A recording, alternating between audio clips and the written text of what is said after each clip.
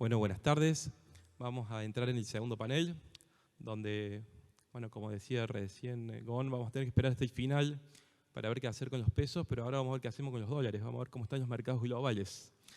Así que yo vamos a invitar a Tomás, a José Ciaba Serrata, a Stefan y a Iván Petrini, que va a moderar este panel, a que nos acompañen.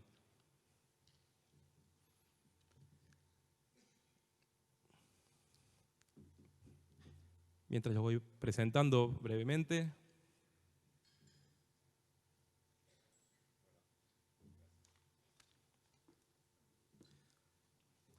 Bueno, Tomás Chedrés es asociado senior y miembro del equipo de gestión patrimonial global de PIMCO para Latinoamérica. Es responsable del desarrollo de negocios y distribución de productos de inversión para Iconosur. Antes de incorporarse a PIMCO en el año 2021, trabajó en diferentes roles como asesor financiero en Banco Galicia y en Grupo Mariva. Trabajó también en área de investigación y estrategia para una boutique de banca de inversión. Tiene 13 años de experiencia en inversiones y es licenciado en Economía de la Universidad del SEMA y es CFAs. En el caso de José Ciaba Serrate, es economista, es consultor en Economía y en Finanzas, es titular del estudio Ciaba Serrate, miembro de la Academia Argentina de Mercado de Capitales, miembro del Instituto de Política Internacional y la Academia Nacional de Ciencias Políticas y Morales. Es profesor de la maestría y doctorado de finanzas en la Universidad del SEMA. Tiene un posgrado en especialización en mercado de capitales. Es miembro del jurado del premio CONEX y se ha desempeñado como gerente financiero y gerente general de ámbito financiero. Desde 1988 escribe su propia columna en el diario Ámbito Financiero, Diálogos de Wall Street, bajo el seudónimo de Gordon Gekko. En el caso de Stefan Borghardt, es director de FS International, una filial de Investment Gestión. Es responsable de gestionar relaciones de empresas con el comercio minorista y también con clientes institucionales para Argentina, Brasil, Ecuador, Paraguay, Uruguay y Venezuela.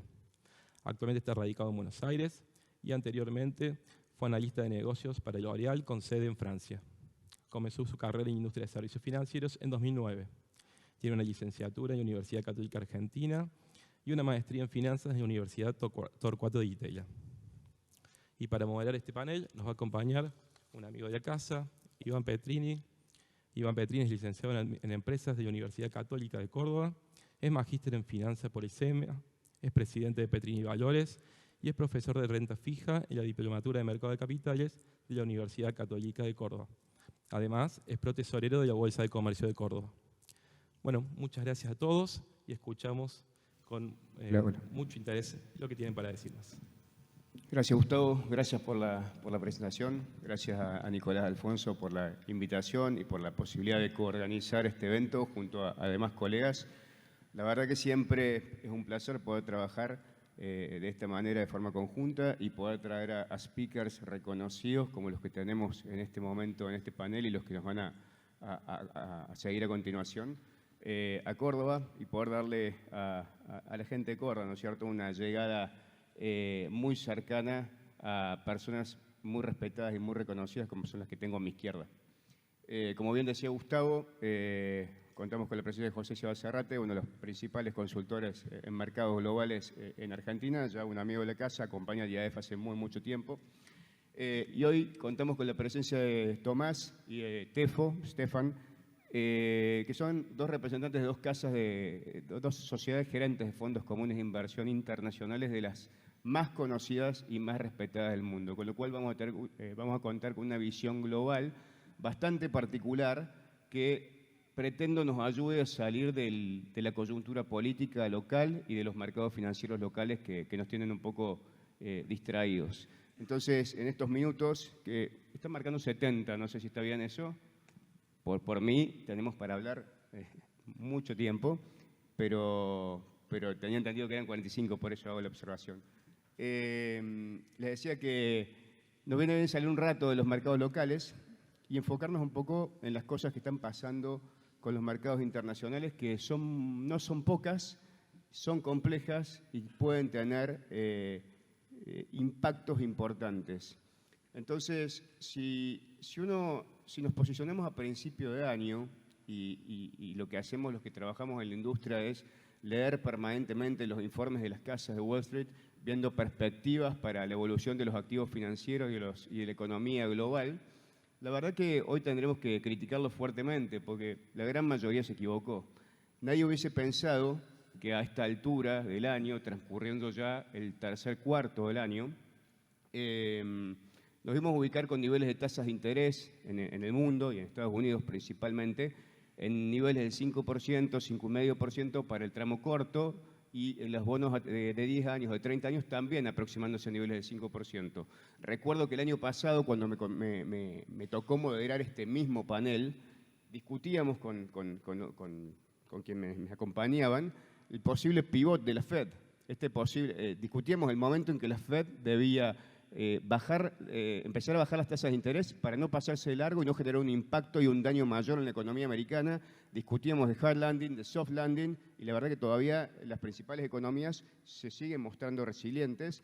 Y ahí te llevo, José, y si querés, como para empezar a rondar el mundo y a pegar un pantallazo general por el mundo, ¿cómo ves la dinámica del crecimiento global? Teniendo en cuenta que el fondo la semana pasada publicó los datos de crecimiento del primer semestre, ya reales, digamos, para los diferentes países del mundo, y en Estados Unidos la economía siguió mostrando resistencia, en Europa tal vez algo más de moderación, y algunas sorpresas por el lado de Asia. Si querés llevarnos un poquito por la macro global, a ver a dónde estamos parados. Bueno, cómo no.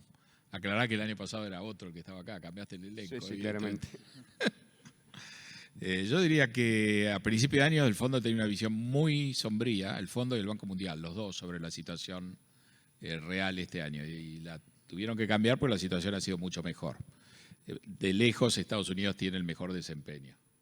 Acaban de salir hoy a la mañana, 9:30 hora local, los datos de crecimiento del PBI de Estados Unidos el tercer trimestre. Estados Unidos creció 4,9%, 1,6 puntos es acumulación de inventarios, 3,3 puntos es el crecimiento de la demanda final. A pesar de que predictores que han sido muy confiables en el pasado, como la curva de rendimientos o la canasta de indicadores económicos líderes, señalan hace bastante tiempo el riesgo de una recesión. Yo creo que la economía mundial ha tenido un comportamiento realmente muy, muy bueno y ha podido atravesar la pandemia y este largo plazo post-pandemia de una manera mucho mejor a lo imaginado. Hemos tenido que lidiar con una inflación muy alta. A mediados del año pasado la inflación en Estados Unidos, dependiendo cómo uno la midiera, estaba en 7 o 9%. Habíamos terminado el 2021 al 7%. El 24 de febrero Putin invade Ucrania y las represalias generan sobre esa tasa de inflación un shock en los precios de la energía y de los commodities. La inflación siguió subiendo. Cuando invade Putin, la tasa de interés de la Fed era 1,5, ahora está en 5,5. Y realmente, si a uno le hubieran dado todos esos datos, difícilmente uno no hubiera dicho que una recesión esperaba no muy lejos. La verdad que hubo, ya uno se olvidó, una llamada recesión técnica los 2 primeros trimestres del 2022, en que cayó el producto, pero no hubo recesión, porque el gasto siguió creciendo, la demanda final y los ingresos de la economía. Después, la segunda parte del año pasado fue excepcional, bajó la inflación de una manera importante y la economía mostró que tenía capacidad de resistir. Y en la primera mitad de este año Estados Unidos creció al 2%, y ahora hemos visto en el tercer trimestre, a pesar de que las tasas de interés ya subieron al 5,5%, un crecimiento del 4,9%. Muy difícil de creer si no tuviéramos los datos en la mano. Antes de que empezara el trimestre, 1 o 2 meses antes, se pensaba que iba a haber una caída. El pronóstico de recesión viene dándose, no se cumple, y lo que observamos es que se prefiere hacer una especie de rollover y tirarlo hacia adelante. En algún momento, por supuesto, va a haber una recesión, pero nada indica que haya una recesión ahora. El crecimiento es muy, muy robusto en los Estados Unidos. El crecimiento viene de la mano de una desaceleración de la inflación muy importante, medida hoy la inflación 12 meses para atrás. El último dato es 3,7%. Si uno toma la inflación núcleo el último trimestre anualizado es 3,1%. Si uno toma en cuenta que hay un efecto rezagado cuando se calcula el costo de habitar una vivienda, y ese efecto es muy importante, si uno reemplaza eso que es una imputación, no es un precio de mercado, por la variación de los alquileres en los nuevos contratos de alquiler, prácticamente la inflación ahí también ha desaparecido. Con estas tasas de interés de largo plazo, muy probablemente ese concepto sea cero o sea deflacionario el año que viene. Así que hemos tenido un éxito extraordinario en doblegar una inflación realmente muy, muy alta que hacía 40 años que no veíamos, a un costo real casi negligible o sin costo real en Estados Unidos, comparado con lo que le costó a Paul Volcker a fines de los 70 o los 80 doblegar una inflación similar. La clave del éxito ha sido más que la pericia de la Reserva Federal, que ha tenido bastante habilidad, creo yo, la gran credibilidad que tiene la Reserva Federal y el régimen monetario o el régimen inflacionario en Estados Unidos. Aun cuando la tasa de inflación estaba en 7 o 9%, no hizo falta en ningún momento subir las tasas de interés de corto plazo a niveles superiores a eso o cercanos a eso. En todo momento las tasas de interés de largo plazo funcionaron a niveles mucho más bajos y la razón detrás de eso es una gran credibilidad. No hubo que ajustar tanto y entonces eso permitió que la economía absorbiera un aumento que fue muy agresivo porque en 18 meses la Reserva Federal ha subido las tasas de 0,25 a 5,50, promete subirlas más, achicó la hoja de su balance en $1 trillón y seguimos viendo que la economía, a pesar de los pronósticos, crece y además se acelera este trimestre. Los datos de este trimestre me parecen excepcionales, a los mercados no le parecen excepcionales, pero lo son porque vienen de la mano de una desaceleración también de la creación de empleo. O sea, tenemos un crecimiento del producto muy fuerte, desaceleración en la creación de empleo, desaceleración en la tasa de inflación. Si las cosas están bien medidas, y a veces los datos en Estados Unidos se revisan y el cuadro final termina siendo distinto, pero si todo está bien medido, por primera vez lo que estamos viendo es una gran ganancia de productividad que hacía tiempo que se esperaba y no aparecía, y que nos trae a colación un tema que normalmente no se nombra. Hemos tenido una recesión muy especial por la pandemia, una en la cual no se dejó de invertir. Hubo que invertir muchísimo en equipos, en digitalización, acceso a Internet, y me da la sensación de que por fin estamos viendo el impacto positivo de esa mayor capacidad de movernos en el mundo digital y de esa inversión. Así que el cuadro creo que es muy bueno. El cuadro en Estados Unidos es mucho mejor que en el resto del mundo. En el resto del mundo, como vos dijiste, no hay ni por asomo el vigor. Estados Unidos ha recuperado todo lo que cayó por el shock de la pandemia, por el encierro, ha recuperado el nivel de crecimiento que hubiera tenido si no hubiera habido pandemia y está por encima de ese nivel. El resto del mundo está en una situación distinta, pero si uno ve los shocks, en el fondo hay que ponderar que la economía mundial en general ha sido resiliente, ha podido absorber esto sin gran daño. La tasa de inflación que subió en todas partes está bajando. El Banco Central Europeo hoy, por primera vez, después de 10 subas de tasas, ha decidido no subir las tasas. Y entonces estamos en una situación donde hay un escepticismo grande, creo que hay una situación subyacente. En Estados Unidos, sin duda, mucho mejor. En el mundo hay una situación un poquito más pesada, pero que es buena. Y creo que tenemos una capacidad extra de absorber una eventual recesión, si esto pudiera ocurrir, porque a diferencia de lo que pasaba el año pasado, por ejemplo en Estados Unidos, hoy si hubiera un problema y si era falta estabilizar la economía, porque tenemos un problema de recesión, las tasas de interés están en 5,5, no están en 0. Y uno podría usar ese colchón para amortiguar el impacto.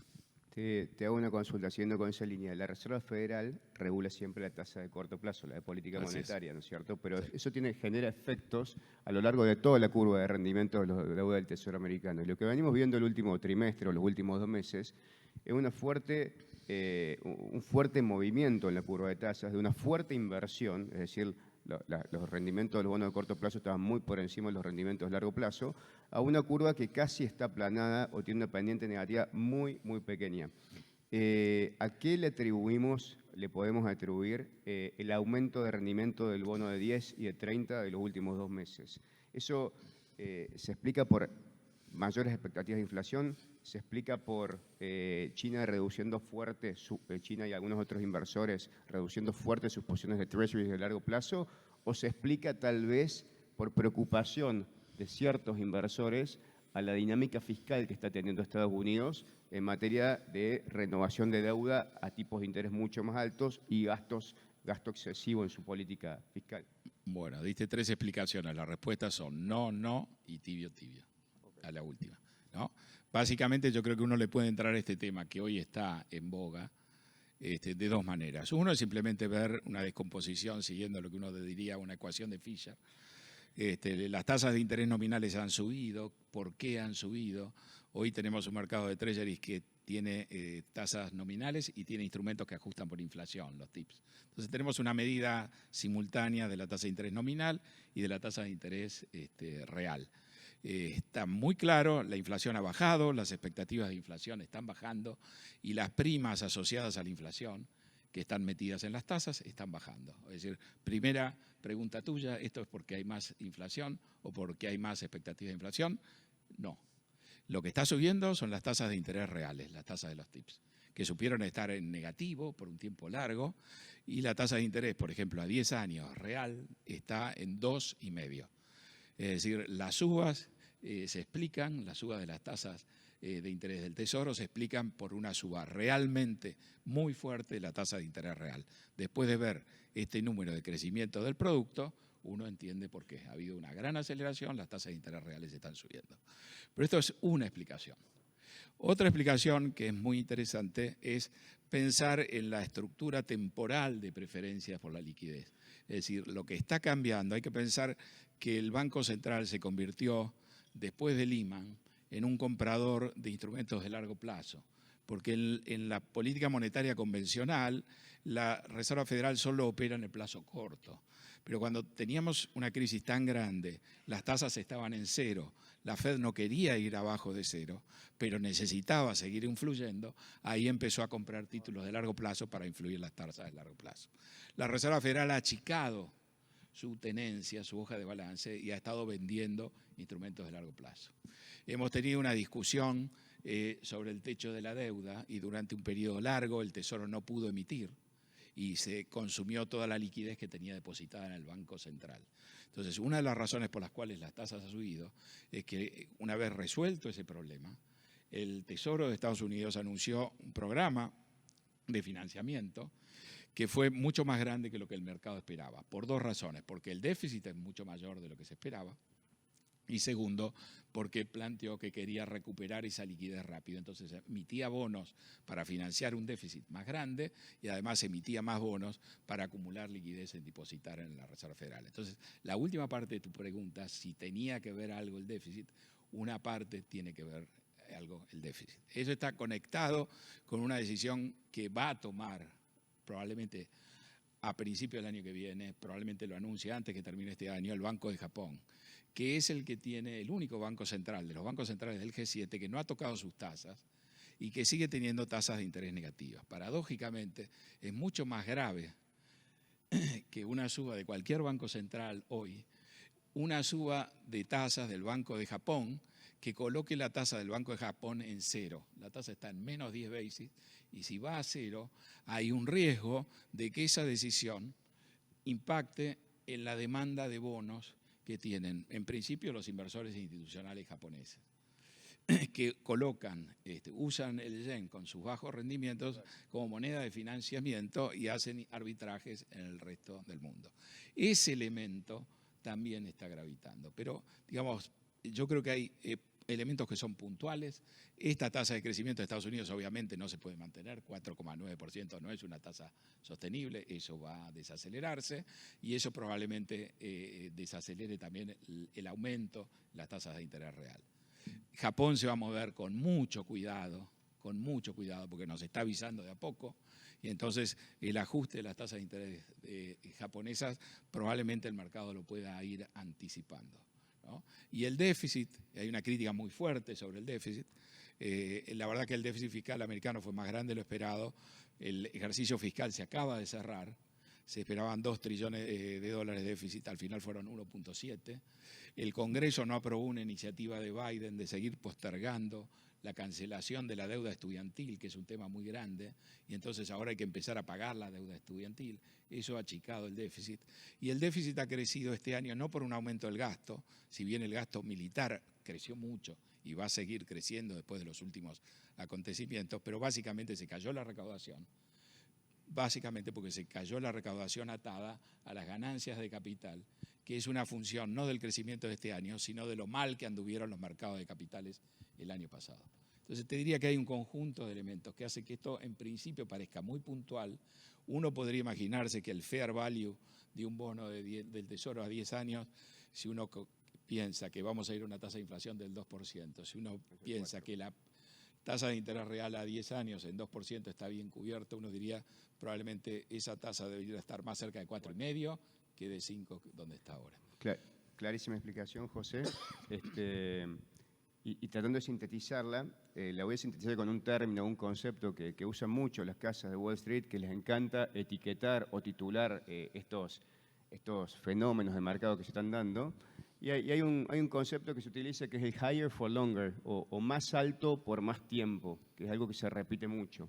Entonces acá pasa Tomás como representante de PIMCO. PIMCO es uno de los fondos comunes de inversión más importantes en instrumentos de renta fija. Entonces, siendo un especialista en renta fija, ¿cómo ven desde PIMCO para inversores posicionarse en los diferentes tramos de la curva? ¿Y en qué subsegmento del mundo de renta fija? Podemos estar cortos, podemos estar en el tramo medio, podemos estar en el tramo largo y podemos estar en investment grade, en bonos high yield o de alto rendimiento, compañías más chicas americanas, bonos hipotecarios, bonos securitizados, imagino, fideicomisos financieros, etc. ¿Cuál es, bajo este contexto, si es que lo comparten, el posicionamiento que hoy están viendo para un inversor medio en el mundo de renta fija? Gracias, Iván. Bueno, buenas tardes a todos. A ver, en primer lugar, respecto al tema del posicionamiento en la curva, déjame aclarar antes o poner con números un poco la situación de manifiesto. Digamos, la tasa del tesoro del bono a 10 años de Estados Unidos subió 100 puntos básicos, es decir, un 1% en los últimos 3 meses, y 150 puntos básicos, es decir, 1,5% en los últimos 5 meses.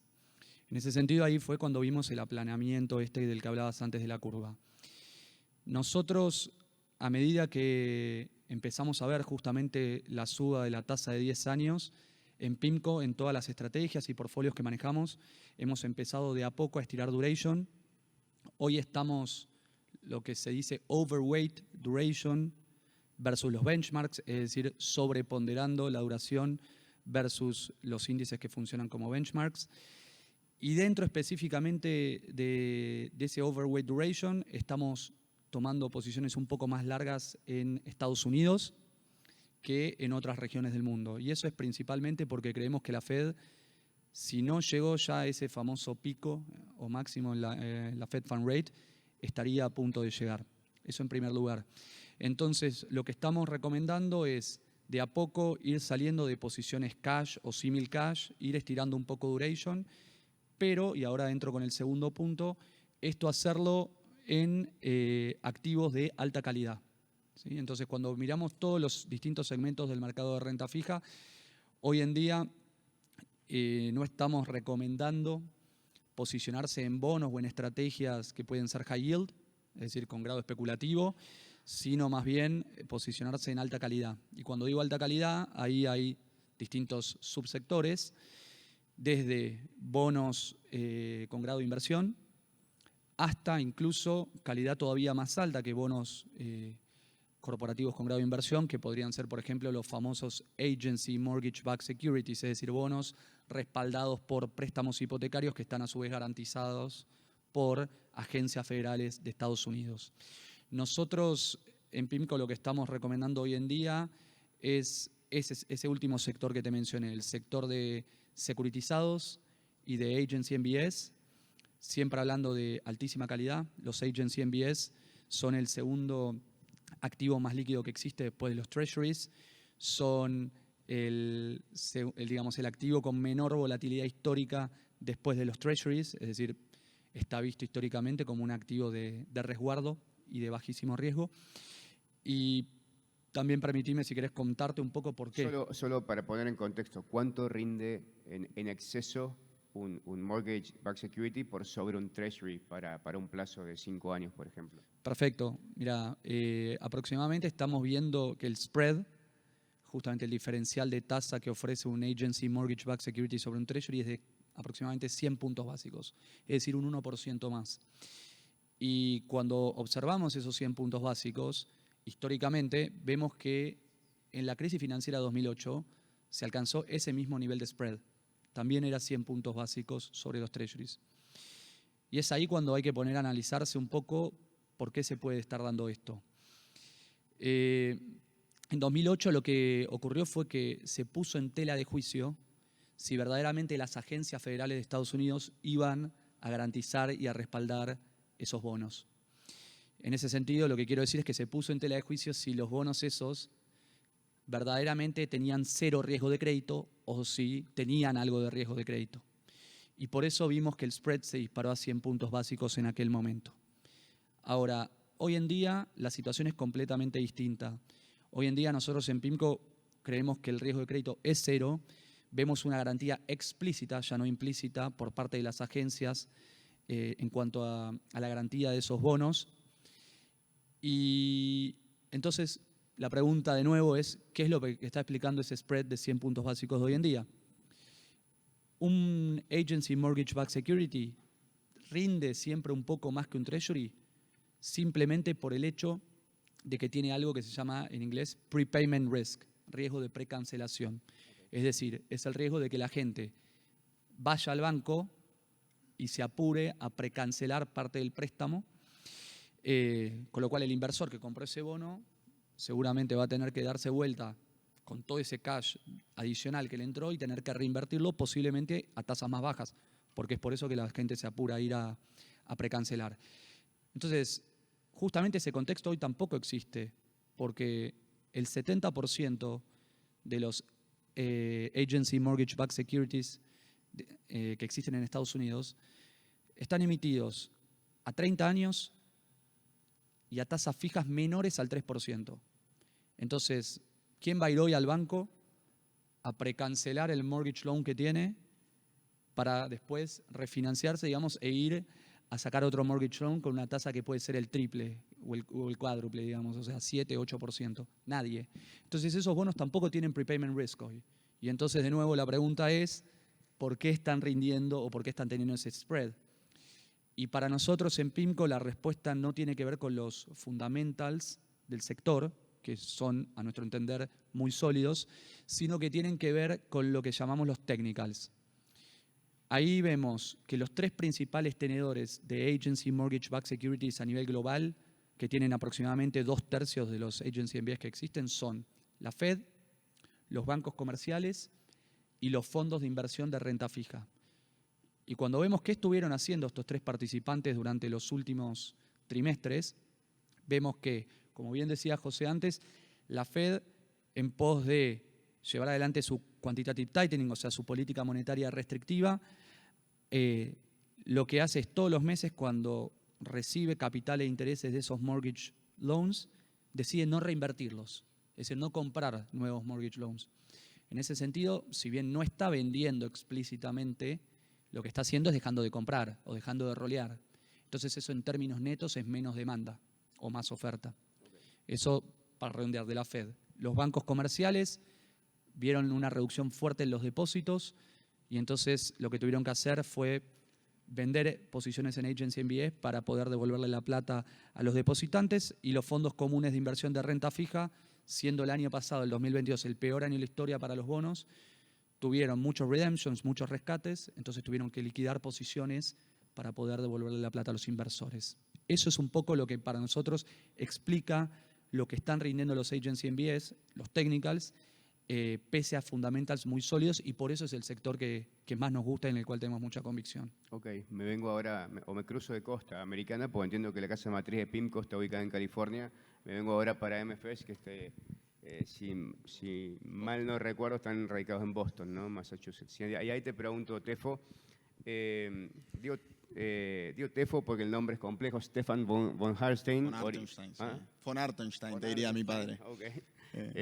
Pero Frankenstein con un von adelante, podemos decir, y está bien. Pero me vengo un poquito para ver si desde la marca del frente, vamos a decirlo de alguna manera, comparten la misma visión en cuanto a posicionamiento. Veo una posición muy conservadora desde el lado de PIMCO en segmentos de altísima calidad y como no favoreciendo el high yield o los bonos de alto rendimiento, que son las empresas, vamos a llamarle medianas de Estados Unidos, o empresas cuyos ratios financieros están un poquito más deteriorados que lo que es AAA.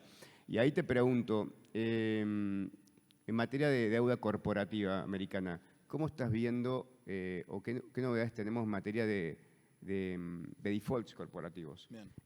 Porque en algunos otros paneles se discute que hay bajo riesgo de no pago en los bonos corporativos porque el periodo de tan bajas tasas de interés permitió a los CFOs de las compañías rolear esas deudas y que no haya vencimientos relevantes en el corto plazo. ¿Pero realmente se está dando eso o ya estamos empezando a ver otra película? Bien, bueno, gracias Iván, buenas tardes a todos. Para encarar, entonces, empezando por el posicionamiento y un poco el contraste de MFS con PIMCO, si dividimos el posicionamiento tal vez en dos francos, uno calidad crediticia y otro duración, te diría que en calidad crediticia estamos muy de acuerdo con PIMCO, creemos que hay que ir a buena calidad crediticia y dejo eso latente, vuelvo a eso después para contestar lo de los defaults. Y en términos de duration, la realidad es que cuando vamos a la hora de ser pragmáticos, creemos que hay un penal sin arquero en la parte corta de la curva. En la parte corta de la curva te están pagando 7% por un bono investment grade. Nos están pagando muchísimo por un JP Morgan, un Morgan Stanley, bonos que tienen una probabilidad de default bajísima y que están venciendo ahora en 2 años.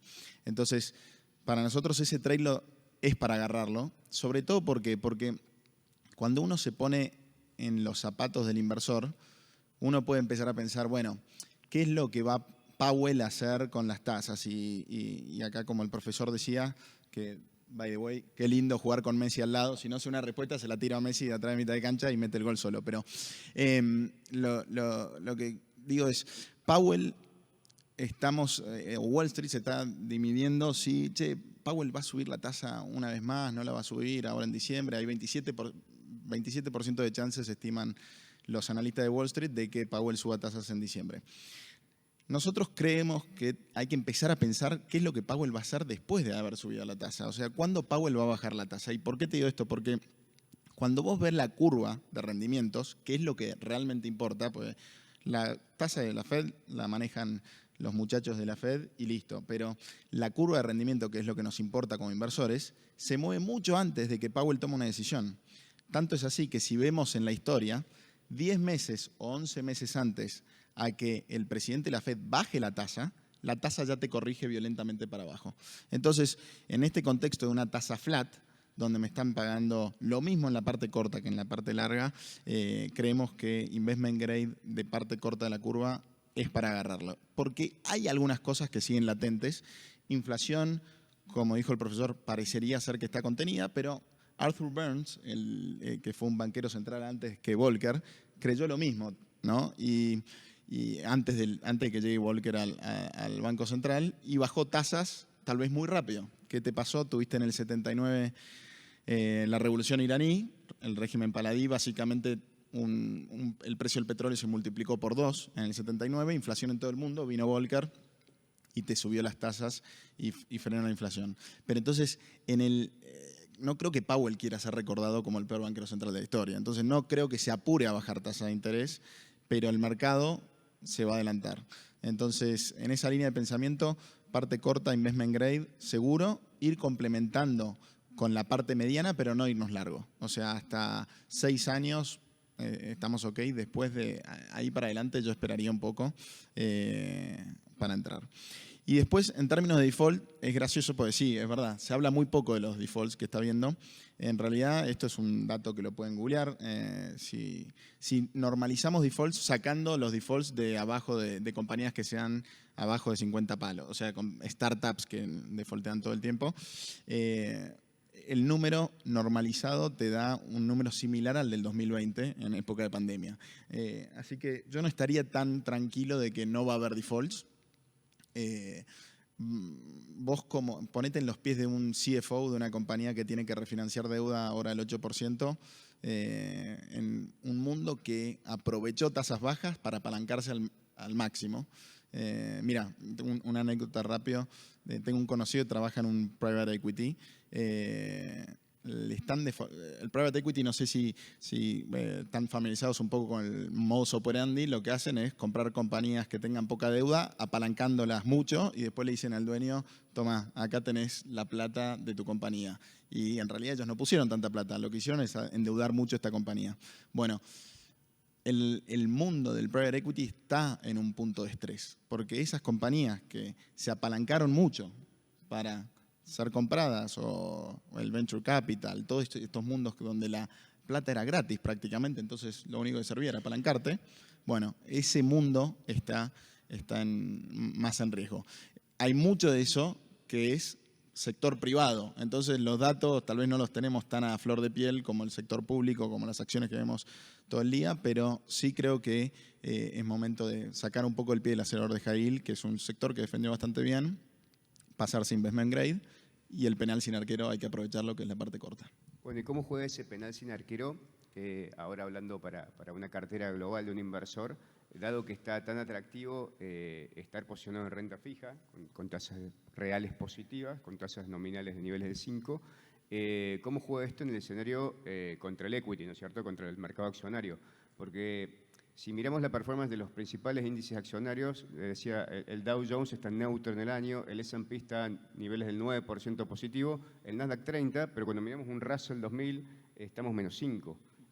O un S&P Equal Weight, que es un S&P que pondera de la misma manera todas las compañías y no sobrepondera el sector tecnológico, que es el principal fenómeno que explica la suba del S&P al 9%. Cuando miramos la performance no ha sido buena. Entonces, desde ese punto de vista te pregunto, ¿cómo ves el equity hacia adelante? Los múltiplos a los cuales cotizan las acciones hoy, ¿son razonables? ¿Aún siguen caros y debemos esperar correcciones adicionales? Bien. Me obligás a darte un pronóstico un poco general, ahí paso a la respuesta. Nosotros vemos recesión leve pero larga. Así que en ese contexto sí vemos el equity en términos generales sufriendo un poco, que esto, la realidad que ya empezó, o sea, si vemos agosto o septiembre, de hecho hoy el Nasdaq entró desde julio a la fecha, viene en menos 10%, es sector de corrección, se llama técnicamente, y estamos viendo el S&P encaminado hacia eso mismo. Cuando vamos a evaluaciones y hacemos doble clic en evaluaciones y nos empezamos a meter en evaluaciones, nos encontramos que el mercado estaba un poco nervioso tal vez con algunas evaluaciones, porque si no es difícil explicar que los earnings que estamos viendo afecten tanto a los precios de las compañías. No sé si estuvieron siguiendo de cerca el mercado ayer o hoy. Alphabet, por ejemplo, Alphabet cayó 10%. Una compañía que presentó earnings que los earnings sí, no son tan malos realmente. El único, si queréis, ítem del balance de Alphabet presentado fue el cloud computing, que fue 8.4 billions en vez de 8.6 como esperaban, pero venía de 8.1. O sea, están ganando más plata de la que ganaban antes, pero no tanta como el mercado decía, entonces listo, menos 10%. Eso te muestra síntomas de estrés en el que pasa esto que vos decís. Yo agarro el S&P, a fines de septiembre venía 13%, hoy viene 8.9%, pero a fines de septiembre venía 13%. Si tomo solo los magníficos 7, que son estos Alphabet, Apple, Amazon, Nvidia, etcétera, venía 55% positivo. Si le saco esos 7, venía 2.6% positivo. Entonces, claramente hay una distorsión de evaluaciones abismal. Y es por eso que si vos me decís, mirando de acá adelante, va a ser difícil entrar en equity a través de fondos pasivos. Yo tengo un bias, obviamente, ¿no? Trabajando en un active manager, pero la realidad es que con tanta distorsión de evaluaciones hay mucho arbitraje. Entonces, decirte estoy en contra de todo el equity estaría equivocado. Hay oportunidades espectaculares ahí afuera. Pero bueno, si te tengo que responder. No, a ese punto iba.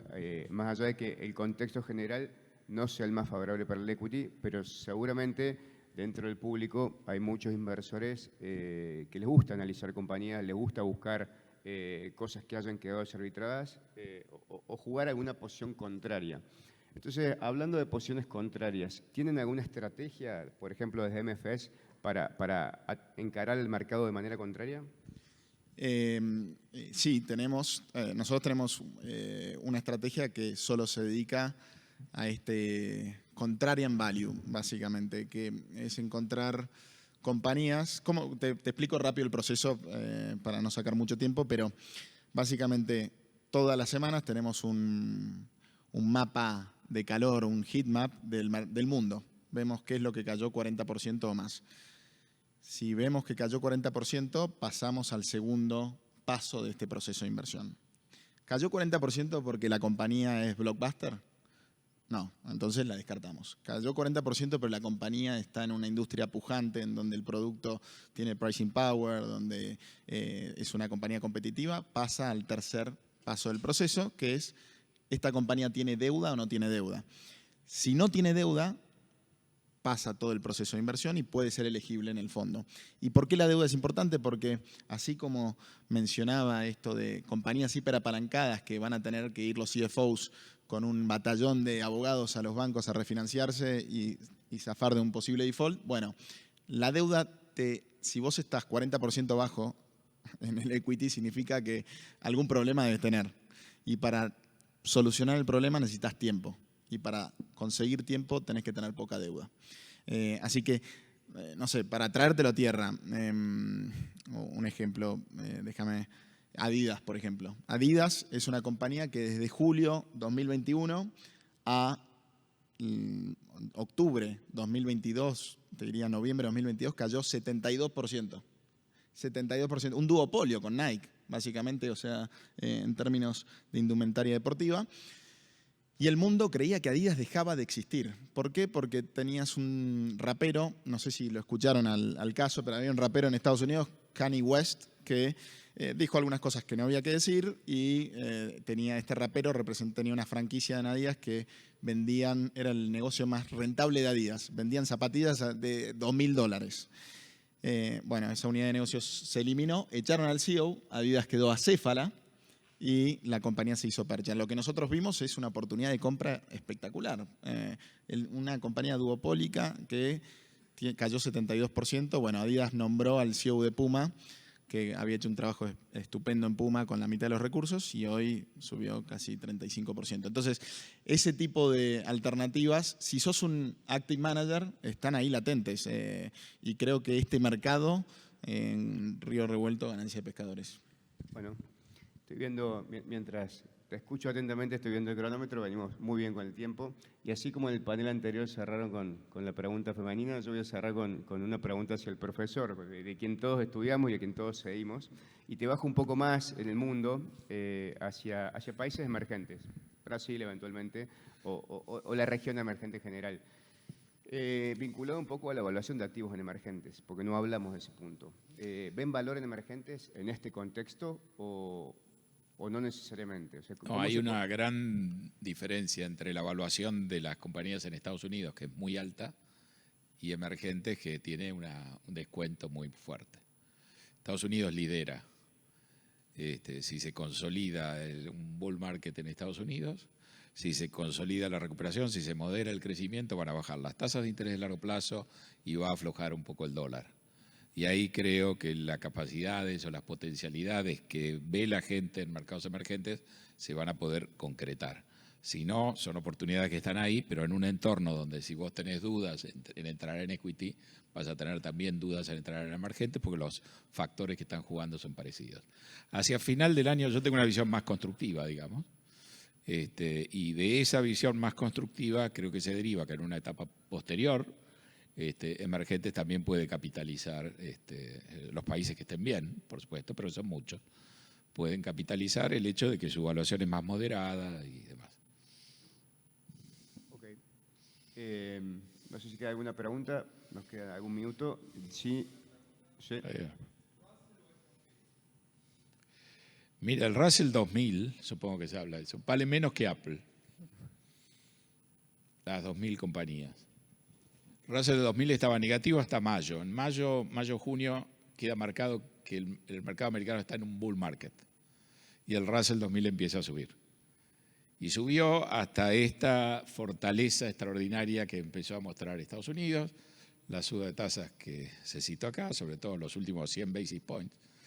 Y entonces ahora estamos viendo un mercado de equity que se ve resquebrajado por todos lados. Hoy ha quebrado la media de 200 ruedas, el Standard & Poor's y todo lo demás. Pero lo que uno está viendo atrás es una recuperación sólida y el problema básico que hay es que es demasiado potente. Yo creo que cuando eso desacelere vamos a tener más claro la idea de que el ajuste de tasas en Estados Unidos está básicamente hecho. Lo que tenía que hacer la Reserva Federal y lo que tenía que hacer el mercado de largo plazo, que necesitaba la Reserva Federal. El mercado de largo plazo es el que va a disciplinar el mercado inmobiliario. Y el mercado inmobiliario tuvo una gran bonanza que se acabó a mediados del año pasado, un proceso de corrección fuerte con caída de precios hasta enero y después volvió a recuperarse. Y yo creo que la Fed ha apretado y ha venido con este discurso agresivo para que suban las tasas de largo plazo y vuelvan a ponerle disciplina en el largo plazo. Si hacia final de año esto se acomoda, ahí deberíamos empezar a ver el Russell 2000 de vuelta, como lo vimos en junio, julio, septiembre, haciendo un desempeño mejor que el Standard & Poor's 500. Y ahí nos va a quedar claro que la recuperación es en serio y tiene una buena base. El Russell 2000 es muy indicativo, muy informativo, en el sentido que son compañías que no tienen ninguna de las ventajas de las compañías que se citaron acá. No son un duopolio, no manejan nada. Les va a ir al Russell 2000 bien si la economía se recupera. No tienen de dónde más agarrarse, ¿no? Entonces, si uno quiere tomar riesgo, tiene que entrar antes.